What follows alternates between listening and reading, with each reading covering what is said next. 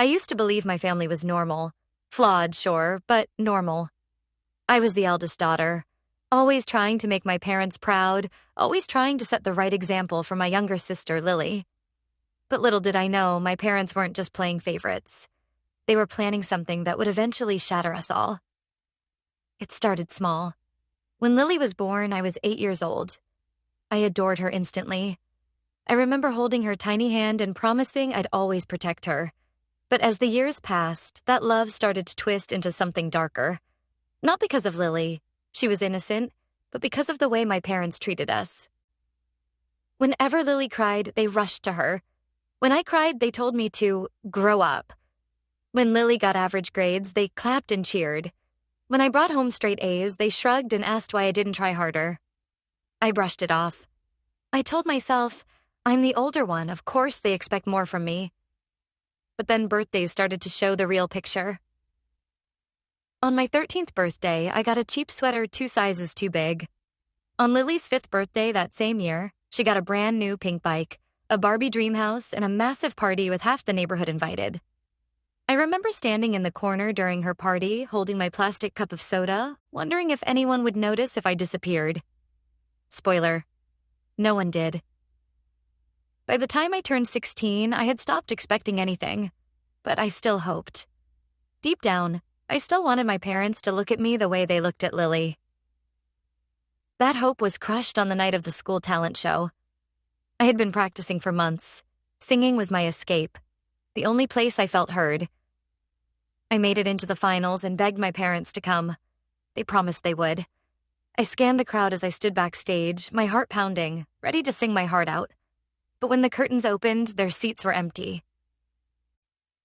After the show, I called home. My mom picked up, laughing in the background. Sorry, honey, we couldn't make it. Lily wanted to see the new Disney movie, and, well, you'll have plenty of shows in your life. That sentence broke something inside me. You'll have plenty of shows in your life.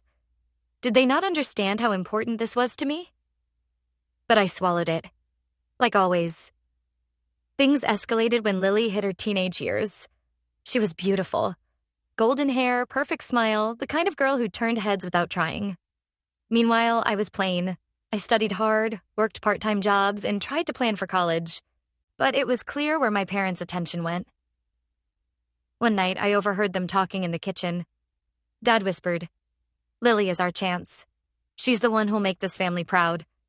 Mom replied, yes. If she plays her cards right, she could marry into a good family. Not like... Her voice lowered, but I knew she meant me. That was the first time I realized something terrifying. They didn't just prefer Lily. They were planning my erasure. It became obvious when I started applying for scholarships. I worked endlessly on essays, stayed up until 3 a.m. finishing applications. One afternoon, I found my paperwork missing from the desk. Panic set in. When I asked my mom, she waved it off. Oh, I must have thrown those away by mistake. Anyway, don't worry too much about college. Maybe you can stay home, help us around the house. Lily's going to need support when she applies next year. My stomach dropped. They didn't want me to leave. They wanted me stuck, forgotten, while Lily took center stage. The worst came a few weeks later when a boy entered the picture. His name was Daniel, and he was in my debate class. Smart, kind, funny. The first guy who ever made me feel seen. We started hanging out, and eventually he asked me out. For once, I felt like I had something that was mine. But my parents, they ruined it. Daniel came over one evening for dinner. I was nervous but excited. I wanted my family to like him. Instead, they spent the entire night pushing Lily into the spotlight. Lily plays piano, Daniel. Did you know? My mom chirped. Lily is thinking of becoming a model, my dad added proudly.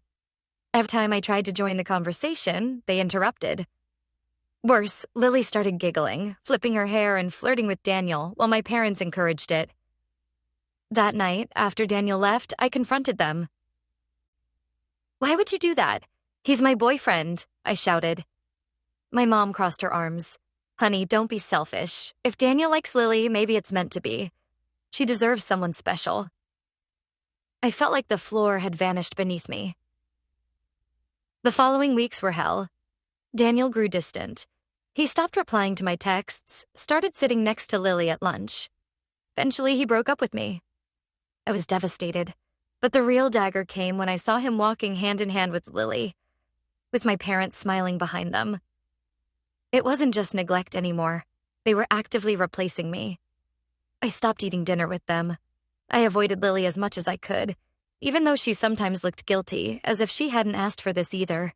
But guilt didn't stop her from enjoying the attention. One night, unable to sleep, I overheard another conversation between my parents. Dad, if Daniel and Lily stay together, that could open doors for us. Mom, exactly. We'll finally have the daughter we always wanted. The daughter we always wanted. That was it. That was the confirmation I had always feared. I wasn't their daughter anymore. I was an inconvenience, a placeholder until a Lily could shine. But they had underestimated me. I wasn't going to let them erase me from my own life. I began documenting everything. Photos, text messages, journal entries about how they treated me. I didn't know what I'd do with it yet, but a fire was building inside me. For the first time, I wasn't just sad. I was angry. And then came the night everything exploded. It was Lily's 17th birthday. My parents had thrown her a massive party. Balloons, music, catering, the works. Guests filled the house. I stood in the shadows, unnoticed, invisible, like always. Until I saw Daniel. He was there, laughing with Lily, his arm around her waist. My parents hovered nearby, glowing with pride as if presenting the perfect couple to the world. Something inside me snapped. I stepped forward, my heart racing, ready to finally say something in front of everyone, to finally expose the truth. But what happened next? No one was prepared for. I couldn't believe what had just happened. After years of being ignored, blamed, and treated like a mistake, my parents finally showed their true faces in front of everyone. Their perfect plan to replace me with my younger sister Emma had started to fall apart, but the worst part was still ahead. At school, word spread fast. People whispered in the hallways about how my mom had screamed at the principal and how my dad had stormed off like a little kid. For the first time, I wasn't the one being humiliated. They were. But instead of feeling relief, I felt this heavy mix of fear and anger in my chest. At home that night, dinner was silent. Emma sat across from me, nervously picking at her food. My mom's jaw was tight, my dad's knuckles white as he gripped his fork. I tried to keep calm, but then my dad slammed his hand on the table. "You think you're better than us now?" He hissed at me. I froze. "You embarrassed us in front of everyone," he continued. "Do you realize how much damage you've caused?" My mom joined in. "Everything we've done for you, and this is how you repay us? If you weren't so jealous of your sister, none of this would have happened." I felt my throat tighten. Jealous? Of Emma? You literally threw me away for her. You replaced me in every way possible. Don't twist this around. Emma's eyes filled with tears. "Stop fighting, please," she cried, but my parents ignored her. That night, I made a decision. If they wanted to destroy me, I'd expose them first. The next day, I started writing down everything. Every manipulation, every insult, every way they favored Emma over me. I saved text messages, recorded arguments, and even took pictures of things they did. It wasn't about revenge. It was about survival. But then something unexpected happened. Emma came to my room. She closed the door softly and whispered, "I know what they're doing to you. And I'm sorry." I stared at her, shocked. "You're sorry?" She nodded. "I didn't ask for this. I didn't want to be the golden child. They forced me into it. They'd punish me if I ever tried to defend you. I'm scared too." For the first time, I realized Emma wasn't my enemy. She was just another pawn in their sick game. We made a secret pact that night, to stick together. But of course, our parents didn't like that. They noticed we were getting closer and tried to stop it. They'd say things like, "Don't listen to your sister, Emma. She's trying to poison you against us." Or, "You don't owe her anything. Remember who actually takes care of you." But Emma pushed back. Little by little, she started standing up for me. At dinner one evening, when my dad made a snide comment about me being ungrateful, Emma snapped, "Maybe she's ungrateful because you've treated her like trash for years. Did you ever think about that?" The table went silent. My dad's face turned red. My mom's lips trembled with rage. They weren't used to their perfect daughter defending me. That night, they screamed at Emma behind closed doors. I heard everything. They told her she was ruining the family image, that she was supposed to be better than me, that she was their last chance at success. Emma came to my room afterwards, sobbing. They don't care about me either. I'm just their trophy. That's when I knew. Our parents weren't just toxic, they were dangerous. Things escalated quickly. One weekend, they locked me out of the house by accident. I stood outside in the freezing cold for hours until Emma finally sneaked me back in through the garage. Another time, they accused me of stealing money from my dad's wallet, when Emma had literally seen him spend it himself. But the worst was yet to come. One night, I overheard them talking in the kitchen. "She's ruining everything," my mom whispered harshly. "We should send her away," my dad replied. "Some boarding school. Far. Out of sight, out of mind." My heart dropped. They wanted to get rid of me completely. I told Emma, and she looked horrified. "We can't let them do this. We have to do something." So we did. We went to the school counselor together.